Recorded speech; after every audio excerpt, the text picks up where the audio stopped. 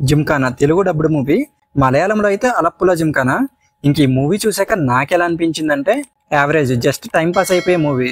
Trailer చూసి ఇదేదో మంచి బాక్సింగ్ రిలేటెడ్ మూవీ అనుకోవద్దు, జస్ట్ టైం పాస్ అయిపోయే కామెడీ మూవీ. తెలుగు డబ్బింగ్ మాత్రం చాలా బాగుంది, ప్రేమలో మూవీలో ఉన్నట్టు. ప్రేమలో మూవీలో ఉన్న నెస్ట్లను ఈ మూవీలో యాక్ట్ చేశారు. Hello all, welcome to my channel nomadic cinema. కథ చాలా సింపుల్. ఇంటర్ ఫెయిల్ అయిన కొంతమంది ఫ్రెండ్స్ ఎలాగైనా స్పోర్ట్స్ కోటాలో సీట్ సంపాదించాలని బాక్సింగ్ సెలెక్ట్ చేసుకుంటారు. చివరికి ఏమైంది అనేది సినిమాలో చూడాలి. ఫస్ట్ హాఫ్ ఒక 30 minutes బాగానే ఉంటది. దాని తర్వాత బాక్సింగ్ సెలక్షన్స్ అని అదంతా కొంచెం బోరింగ్ అనిపించింది. ఫస్ట్ హాఫ్ లో నాకు బాగా నచ్చిన సీన్ మాత్రం బోట్లో దమ్కి ఇవ్వడానికి వెళ్ళే సీను. అది మాత్రం భలే అనిపించింది, చాలా బాగా రాశారు దాన్ని. ఇంకా సెకండ్ హాఫ్ మాత్రం బాగా అనిపించింది ఫస్ట్ హాఫ్ కంటే. వీళ్ళు బాక్సింగ్ వెళ్ళేటప్పుడు కొంచెం బిల్డప్ తో వెళ్తారు, అది మాత్రం భలే అనిపించింది.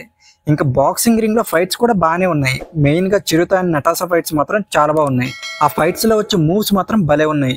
జనరల్ గా ఇలాంటి మూవీస్ లో హీరోని ఎక్కువగా ఎలివేట్ చేస్తుంటారు, కానీ ఈ మూవీలో అలా కాదు. హీరోకి కూడా తన్నులు పడతాయి బాగా. వాళ్ళ ఎంటైర్ బ్యాచ్ లో ఒక చిరుత తప్ప ఎవరు మ్యాచ్ గెలవరు. అలాగే క్లైమాక్స్ లో వచ్చే ఫైట్ ని మాత్రం చాలా బాగా డిజైన్ చేశారు. అలాగే ఈ మూవీకి బీజిఎం మాత్రం చాలా బాగా హెల్ప్ అయింది. చాలా కొత్తగా ట్రై చేశారు, ఒక వైబ్ ఉంది ఆ మ్యూజిక్ లో. అలాగే యాక్టర్స్ అందరూ కూడా చాలా బాగా యాక్ట్ చేశారు. మెయిన్ గా నెస్లన్ తన కామెడీ టైమింగ్ మాత్రం భలే ఉంటది. ప్రేమల మూవీలు కూడా అలానే ఉంటది. ఇంకా డైరెక్టర్ ఖలీద్ రెహమాన్ ఒక చిన్న పాయింట్ ని తీసుకుని బాగానే తీశారు మూవీని. కాకపోతే తన ప్రీవియస్ మూవీ అయిన తల్లుమల మూవీ అంత గొప్పగా ఏం లేదు, కానీ పర్లేదు, బాగానే ఉంది.